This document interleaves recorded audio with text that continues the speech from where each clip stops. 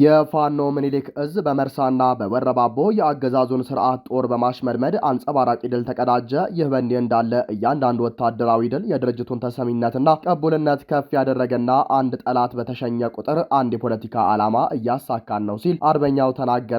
አርበኛ አስረስ አሁናዊ ምላሽ ሰጥቷል። በቆይታችን በዝርዝር እናስደምጣችኋለንም። የሱዳን ጦር ወሳኝ የኩርሙክ ከተማን ተቆጣጠረ። ለአብይ አህመድ አገዛዝ ስጋት ተደቅኖበታል።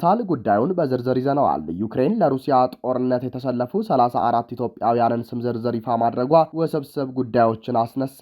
ሰላም፣ ጤና፣ ፍቅር የምንመኝላችሁ ውድ የብላክ ላይን ሚዲያ ቤተሰቦቻችን እናንተን ይመጥናሉ ብለን ያሰብናቸውን የተመረጡ ዕለታዊ የግንባርና ወቅታዊ መረጃዎችን ወደ እናንተ ይዘን ቀርበናል። ቻናሉን ሰብስክራይብ በማድረግ ቤተሰብ እንድትሆኑ እየጋበዝን ወደ መረጃዎቹ እናመራለንም። የፋኖ ምኒልክ እዝ በመርሳና በወረባቦ የአገዛዙን ስርዓት ጦር በማሽመድመድ አንጸባራቂ ድል ተቀዳጀ። በአማራ ፋኖ ብሔራዊ ንቅናቄ አፋብን ወሎ ቤተ አማራ ምኒልክ እዝ ስር የሚንቀሳቀሱት 24ኛና 35ኛ ክፍለ ጦሮች በጋራና በተቀናጀ ጥቃት በአገዛዙ ስርዓት ጦር ላይ ከፍተኛ አደጋ በመጣል ፍጹም የበላይነት የታየበት አንጸባራቂ ድል መቀዳጀታቸውን የእዙ ቃል አቀባይ ገለጹ። ስርዓቱን ለማስቀጠል የሚንቀሳቀሰው ሰራዊት ያቀደው ወታደራዊ ግስጋሴ ሙሉ በሙሉ መክኖ ወደ መጣበት መርሳ ከተማ እንዲፈረጥጥ ተደርጓል። ትላንት ሐምሌ 1 ቀን 2018 ዓ.ም ከጠዋቱ 5 ሰዓት ተኩል ጀምሮ የአገዛዙ ስርዓት ጦር መነሻውን ከመግቢያው መርሳ ከተማ በማድረግ ወደ አበጋር ሜዳና ጸሎት ሚካኤል አቅጣጫ ሰፊ ወታደራዊ እንቅስቃሴ አድርጎ ነበር። ጦሩ ለአካባቢው ስምሪት የሚሆነውን ስንቅ ወይም ሬሽን፣ ተተኳሽና ልዩ ልዩ የጦር መሳሪያዎችን ለመጫን ከአካባቢው ገበሬዎች 50 ግመሎችን በኃይልና በማስገደድ ሰብስቦ በማጀብ ሲጓዝ እንደነበር ታውቋል። ይሁን እንጂ የስርዓቱ ጦር የፋኖን 24ኛና 35ኛ ክፍለ ጦሮችን አፍናለሁ በሚል መሳሳቱን የተረዱት የፋኖ የጦር መሪዎች ፈጣንና ስልታዊ አጸፋዊ እርምጃ ወስደዋል። ከ35ኛ ክፍለ ጦር የክፍለ ጦሩ ቃኝ ቡድን እንዲሁም ከ24ኛ ክፍለ ጦር አንደኛ ሻለቃ ቃኝ ቡድን በቅንጅት በመስራት የጠላትን ኃይል ቀድመው ወደ ተዘጋጀለት የጥቃት ቦታ በስልት ስበው አስገብተውታል። የጠላት ጦር መውጫ በሌለው ወጥመድ ውስጥ ከገባ በኋላ በከፍተኛ ደረጃ የተቀጠቀጠ ሲሆን ግማሹ ሙት፣ ቀሪው ደግሞ ቁስለኛ ሆኗል። የያዘውን ሬሽንና የሎጂስቲክ ቁሳቁስ እየጣለ ፊቱን ወደ መጣበት መርሳ ከተማ ዙሮ ለመፈርጠጥ ተገዷል። በፋኖ ክንዳዊ ምት ክፉኛ የተመታውና የተበሳጨው የስርዓቱ ዙፋን ጠባቂ ጦር መሸነፉን ተከትሎ የደረሰበትን የሞራል ስብራት በንጹሃን ዜጎች ላይ በመተንፈስ አረመኔነቱን አሳይቷል።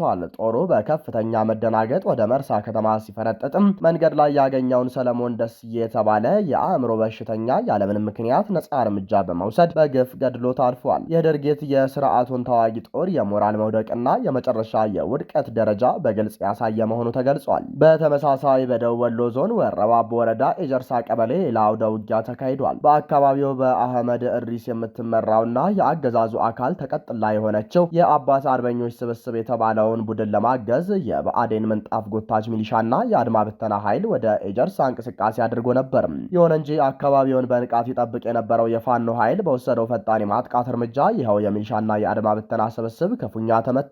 በዚህ ጥቃት 5 የስርዓቱ ሚሊሻዎችና የአድማ ብተና አባላት ወዲያውኑ ሲደመሰሱ 7ቱ ደግሞ በጽኑ ቆስለዋል።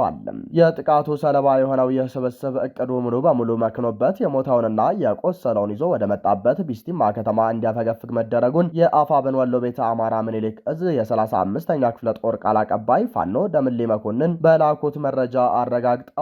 የአማራ ፋኖ ብሔራዊ ንቅናቄ ወሎ ቤተ አማራ ምኒልክ እዝ በአንድ በኩል የህዝብን ንብረት ወይም ግመሎችን ለጦርነት መሸከሚያነት የዘረፈውን የስርዓቱን ሰራዊት እቅድ ሲያከሽፍ፣ በሌላ በኩል ደግሞ የህዝብን ደህንነት ለአደጋ የሚያጋልጡ የቅጥረኛ ስብስቦችን እንቅስቃሴ በቁርጠኝነት እየቀጣ ይገኛል። ትላንት የተመዘገቡት ድሎች የአገዛዙ ስርዓት የጦር መዋቅርና ስምሪት ምን ያህል እየፈራረሰና የፋኖ ስልታዊ ወታደራዊ የበላይነት ደግሞ ምን ያህል እየጎለበተ መምጣቱን ያሳዩ ደማቅ ማረጋገጫዎች ናቸው። በፋኖ የተመታው የአገዛዙ የሰኔ ዘመቻና የጀነራሎቹ ዋይታ ጨምሯል። አርበኛ አስረስ ማረ ዳምጤ ምላሽ ሰጥቷል። የአማራ ፋኖ ብሔራዊ ንቅናቄ አፋብን የህዝብ ግንኙነት ክፍል ኃላፊ አርበኛ አስረስ ማረ ዳምጤ አገዛዙ የፋኖን ትግል ለማክሸፍ የጠነሰሰው የሰኔ ወር ወታደራዊ ዘመቻ ሙሉ በሙሉ መክሸፉንና ጠላት ከፍተኛ ኪሳራ እንደደረሰበት ገለጹ። አርበኛው ይህንን የገለጹት ከአንከር ሚዲያ ጋር ባደረጉት ወቅታዊና ሰፊ ቆይታ ነው። አርበኛ አስረስ ማረ አገዛዙ በትግሉ መጀመሪያ ላይ የነበሩትን 5 እና 6 እዞች አሁን ወደ 11 እና 12 በማሳደግ በየዓመቱ አዳዲስ እዞችን እያዋለደ የጦርነት ቀጠናውን ለማስፋት ከፍተኛ ጥረት ማድረጉን አስታውሰዋል። ይሁን እንጂ የፋኖ ኃይል በመሳሪያም ሆነ በሰው ኃይል በከፍተኛ ሁኔታ እየጎለበተና እየዳበረ መምጣቱን አረጋግጠዋል። በተለይም የክረምቱ ወራት ከመግባቱ አስቀድሞ ፋኖን ባለበት ኮንቴይን ለማድረግና ሲግኒፊካንት የሆነ ወታደራዊ ጉዳት ለማድረስ አገዛዙ ላለፉት በርካታ ወራት ሲዘጋጅበት የነበረው የሰኔ ወር ዘመቻ ሙሉ በሙሉ መክሸፉን አርበኛው ይፋ አድርጓል። የሰኔ ወር ዘመቻ ሙሉ በሙሉ ጠላት ያቀደው እቅድ ከሽፏል። በርካታ ከፍተኛ ወታደራዊ መኮንኖችንና ኮሎኔሎችን ጨምሮ ጠላት ያጣበት እንደ ዲሽቃና ሞርተር ያሉ የቡድንና የነፍስ ወከፍ መሳሪያዎች በብዛት የተማረኩበት ወር ሆኗል ብሏል። በተጨማሪም አገዛዙ ወደ ሰሜን ኃይል አሻግራለሁ በሚል ስብስብ የወረዳውና በየዞኑ የሚሊሻና የአድማ ብተና አባላትን እየጠረነፈ ቢሰበስብም የተሰበሰበው ኃይል እምቢተኝነቱን በመግለጽ በየቦታው እየከዳ ፋኖን እየተቀላቀለ እንደሚገኝና አገዛዙም ይህንን ለመግታት በገዛ ሚሊሻውና አድማ ብተናው ላይ የመረሸን እርምጃ እየወሰደ መሆኑን አርበኛ አስረስ አጋልጠዋል። ፋኖ ወታደራዊ ድሎችን ቢያስመዘግብም በፖለቲካዊ ድል መመንዘር አልቻለም በሚል ለሚነሱት አስተያየቶች ምላሽ የሰጡት አርበኛ አስረስም ወታደራዊና ፖለቲካዊ ድሎች ፍጹም ተያያዥ መሆናቸውንና ተነጣጥለው እንደማይታዩ አስገንዝበዋል። የድርጅቱ መመስረት በየአካባቢው የህዝብ መድረኮችን መፍጠርና የሚካሄዱት እንቅስቃሴዎች በሙሉ ራሳቸው የፖለቲካ ስራዎች መሆናቸውንና የፋኖ ሰራዊት የሚሞትለት ዓላማም ፖለቲካዊ ግብ ያለው መሆኑን አስረድተዋል። እያንዳንዱ ወታደራዊ ድል የድርጅቱን ተሰሚነትና ቀቡልነት ከፍ እንደሚያደርግ የገለጹት አርበኛው እንደ ጠላት በአስወገድን ቁጥር አንድ የፖለቲካ ዓላማ እያሳካን ነው። እያንዳንዱን ድል ተደምሮ ወደ ስትራቴጂካዊና ወደ መጨረሻው ድል ደርሰናል ሲሉ የትግሉን አቅጣጫ አስምረውበታል። ሰሞኑን የብልጽግና ከፍተኛ ጀነራሎች ጀነራል አለምሸት ደግፌ፣ መሐመድ ተሰማና ፊልድ ማርሻል ብርሃኑ ጁላ በተለያዩ መድረኮች ያደረጓቸውን ንግግሮች በተመለከተ አስተያየታቸውን የሰጡት አርበኛ አስረስም እነዚህ ኃይሎች የፋኖን ትግል ስም ለማጥፋትና ፕሮፓጋንዳ ለመስራት ቢሞክሩም ንግግራቸው ግን ሰራዊቱ በከፍተኛ ሁኔታ እንደደከመና እንደሰለቸ በግልጽ ያሳየበት መሆኑን ተናግረዋል። የብልጽግናው ሰራዊት የሚያደርገው ጦርነት ምንም አይነት ፖለቲካዊና ህገ መንግስታዊ ዓላማ የሌለው በገዛ ህዝቡ ላይ የሚተኩስና የሽብር ባህሪ ያለው በመሆኑ ሰራዊቱ ተስፋ የመቁረጥና የመዛል ደረጃ ላይ መድረሱን ጀነራሎቹ ራሳቸው በይፋ መናገራቸውን ጠቅሰዋል። እነዚህ ሰዎች ራሳቸው የዚህ የእርስ በርስ ጦርነት ውጤቶች ናቸው ያሉት አርበኛው የአገዛዙ ሰራዊት ሙሉ በሙሉ እምነት ያጣና የዛለ ኃይል መሆኑ በንግግራቸው መረጋገጡን ገልጸዋል። የአብይ አህመድን የፓርላማ ንግግር አስመልክቶ አርበኛ አስረስ ሲያብራሩ ንግግሩ ከተለመደው የውሸትና እርስ በርስ ከሚቃረኑ ሀሳቦች ያልተራቆተ መሆኑን ጠቁመዋል። ጠቅላይ ሚኒስትሩ በተረጋጋ ቶን ለመናገር ልምምድ አድርገው ለመቅረብ ቢሞክሩም ይዘቱ ግን ፍጹም እውነትነት የሌለው መሆኑን ገልጸዋል። በተለይም ጎረቤት ሀገራትን ማለትም ሱዳንና ኤርትራን በመጥቀስ ሌላም ተጨምሮ ቢመጣ የኢትዮጵያን ሉዓላዊነት አይጋፋም በሚል የተናገሩትን ፉከራ አርበኛው አጣጥለውታል። ከአብይ አህመድ አገዛዝ በላይ ለኢትዮጵያ ሉዓላዊነት ስጋትና ፈተና የሆነ ኃይል የለም። አገሪቱን ካለችበት ጎረቤት ሀገር ሁሉ ጋር በማናከስ የህዝብን ደህንነት ባለማስጠበቅና የሀገሪቱን ወታደራዊና ሴኩሪቲ ተቋማት ለባዕዳን ኃይሎች አሳልፎ በመስጠት ሉዓላዊነቷን አደጋ ላይ የጣለው ራሱ አገዛዙ ነው። ፋኖ ለአማራ ህዝብ መብትና ነጻነት ከመታገል ባለፈ ለኢትዮጵያ አንድነትና ሉዓላዊነት የማይደራደር ጽኑ አቋም እንዳለው የገለጹት አርበኛ አስረስ አገዛዙ የራሱን ወታደራዊና ፖለቲካዊ ሽንፈት ለመሸፈንና ችግሮችን ኤክስተርናላይዝ ለማድረግ የሚጠቀምበት የፖለቲካ ጨዋታ መሆኑን አስገንዝበዋል። ጠቅላይ ሚኒስትሩ በትግራይ ክልል ያለውን የኃይል ማሰባሰብና የጦርነት ዝግጅት አስመልክቶ የሰጡት አስተያየትን በተመለከተ አገዛዙ የፕሪቶሪያውን ስምምነት ተገን በማድረግም በትግራይና በአማራ ህዝብ መካከል ዘላቂ ሰላም እንዳይወርድና የእርስ በርስ ግጭቱ እንዲቀጥል ድብቅ ፍላጎት እንዳለው አርበኛው ጠቁመዋል። በአሁኑ ወቅት በትግራይ ክልል ከፍተኛ የድሮን ቅኝትና የጦርነት ዝግጅቶች በአገዛዙ በኩል እየተደረጉ መሆኑንና ይህም አገዛዙ ስልጣኑን ለማራዘም ህዝብን ከህዝብ የማናከስ የተለመደ ስልቱ አካል መሆኑን በመግለጽ አርበኛ አስረስ ማረ ሀሳባቸውን አጠቃለዋል። የሱዳን ጦር ስትራቴጂካዊቷን ኩርሙክን ተቆጣጠረ። የአብይ አህመድ አገዛዝ ስጋት ተደቅኖበታል። በሱዳን መደበኛ ጦርና በፈጣን ድጋፍ ኃይሎች አርኤስኤፍ መካከል ለወራት የቀጠለው አስከፊ የእርስ በርስ ጦርነት በኢትዮጵያ ድንበር አቅራቢያ አዲስ ወታደራዊና ዲፕሎማሲያዊ ምዕራፍን ይዟል። የሱዳን መደበኛ ጦር በሰማያዊ አባይ ወይም ብሉ ናይል ክልል የምትገኘውንና እጅግ ከፍተኛ ስትራቴጂካዊ ጠቀሜታ ያላትን የድንበር ከተማን ኩርሙክን ከአንድ ወር ከባድ ውጊያ በኋላ ሙሉ በሙሉ መቆጣጠሩን ይፋ አድርጓል።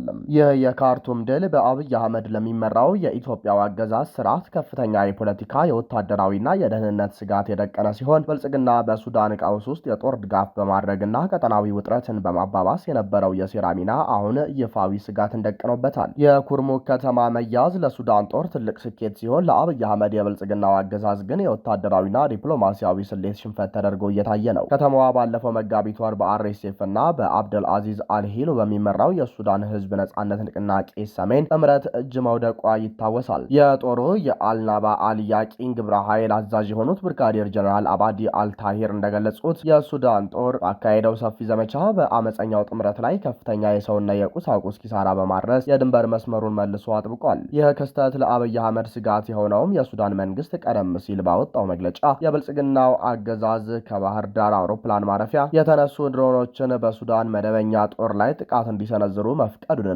ለአርኤስኤፍ ቀጥተኛ ወታደራዊ ድጋፍ ማድረጉን በይፋ ከሷል። ብልጽግና ክሱን ቢያስተባብልም የሱዳን ጦር ድንበሩን መልሶ መቆጣጠሩ የተፈጠረውን ጥርጣሬ ይበልጥ ያጠናክረዋል። ኩርሙክ ከኢትዮጵያ የአማራና ቤኒሻንጉል ጉሙዝ ክልሎች ጋር እጅግ በጣም ቅርብ ከመሆኑ አንጻር የሱዳን ጦር ድንበሩን ማጥበቁ ብልጽግና በድንበር አካባቢ ለሚያደርገው የተዘዋዋሪ የሽብር ድጋፍና ለታጣቂዎች እንቅስቃሴ ትልቅ ራስ ምታት ሆኗል። የአብይ አህመድ አገዛዝ ከአርኤስኤፍ መሪ ጀነራል መሐመድ ሐምዳን ዳጋሎ ወይም ሄሜቲ ጋር ያለውን የጠበቀ ወዳጅነት በጀነራል አብደል ፈታህ አልቡርሃን ለሚመራው የሱዳን ጦር ከፍተኛ ቅሬታን ፈጥሮ ቆይቷል። አሁን የሱዳን ጦር በድንበሩ ላይ የበላይነት ማግኘቱ በአብይ አህመድ መንግስት ላይ ጠንካራ ዲፕሎማሲያዊና ወታደራዊ ጫና ለመፍጠር በር ከፍቷል። የኢትዮጵያው አገዛዝ በሱዳን የውስጥ ጉዳይ ጣልቃ በመግባትና ለአንድ ወገን ወታደራዊ ድጋፍ በመስጠት ቀጠናዊ ውጥረቱን እያባባሰው ይገኛል የሚለው ወቀሳ እየበረታ መጥቷል። ይህ በድንበር አካባቢ የሚደረግ የኃይል ሚዛን ፍጥጫ በሱዳን ውስጥ ባሉ ንጹሐን ዜጎች ላይ የሚደርሰውን ሰብአዊ ቀውስ ይበልጥ እያስፋፋው መሆኑ ይነገራል። የዚህ ማሳያ የሚሆነው በዚሁ ሳምንት በሰሜን ኮርዶፋን ግዛት በሰው አልባ አውሮፕላን ወይም ድሮን በተፈጸመ ጥቃት የ15 ሲቪሊያኖች ህይወት ማለፉ ነው። የአስቸኳይ ጊዜ ጠበቆች የተሰኘው የህግ ባለሙያዎች ማህበር ባወጣው መግለጫ መሰረት በሐምራት አልሼህና በአልሹታ ከተሞች ውስጥ በሲቪል ተሽከርካሪዎች ላይ በተሰነዘሩ ሁለት ተከታታይ የድሮን ጥቃቶች የአምስት ሴቶችን ህይወትን ጨምሮ 15 ንጹሃን ተገድለዋል፣ ከ10 በላይ ቆስለዋል። አንደኛው ጥቃት የሰርግ ታዳሚዎችን የጫነ መኪና ላይ የተፈጸመ ሲሆን ሁለተኛው ደግሞ ከውሃ ምንጭ አቅራቢያ ውሃ በመቅዳት ላይ በነበሩ ንጹሃን ላይ ያነጣጠረ ነበር። በቀጠናው የድሮን ጥቃቶች መባባሳቸው እንደ ትምህርት ቤቶች፣ ሆስፒታሎችና የውሃ ማከማቻዎች ያሉ መሰረተ ልማቶችን እያወደመ ሲሆን ህዝቡን ለማሸበርና ከበባውን ይበልጥ ለማጥበቅ የሚደረግ ስልታዊ አካሄድ መሆኑ ማህበሩ ገልጿል። እነዚህ ንጹሃን ያነጣጠሩ የድሮን ጥቃቶች እንደ ጦርነት ወንጀል ሊቆጠሩ የሚችሉ ከባድ ጥሰቶች በመሆናቸው አስቸኳይ ምርመራና ተጠያቂነትን እንደሚሹ የህግ ባለሙያዎቹ አሳስበዋል። በአጠቃላይ የኩርሙክ ከተማ ወደ ሱዳን ጦር እጅ መመለስ በካርቱምና በብልጽግናው አገዛዝ መካከል ያለውን ዲፕሎማሲያዊ ፍጥጫ ወደ አዲስና አስፈሪ ምዕራፍ አሸጋግሮታል። የአብይ አህመድ አስተዳደር በቀጠናው ውስጥ የሚያሳየው ወታደራዊ ፍላጎትና የድሮንና ከባድ መሳሪያዎች ድጋፍ የሱዳንን የእርስ በርስ ጦርነት ከማራዘሙም በላይ በድንበር አካባቢ የደህንነት ስጋት እያናረው ይገኛል። የሱዳን ጦር በድንበሩ ላይ የበላይነቱን ማጠናከሩ ኢትዮጵያ በቀጠናው የኃይል ሚዛን ላይ የነበራትን ስሌት ሙሉ በሙሉ ያበላሸው ሲሆን የብልጽግናው አገዛዝ በሱዳን ቀውስ ውስጥ የገባበትን የዲፕሎማሲ ማጥ ይበልጥ አጉልቶ አሳይቷል። ዩክሬን ለሩሲያ ጦርነት የተሰለፉ 34 ኢትዮጵያውያንን ስም ዝርዝር ይፋ ማድረጓ ተገለጸ።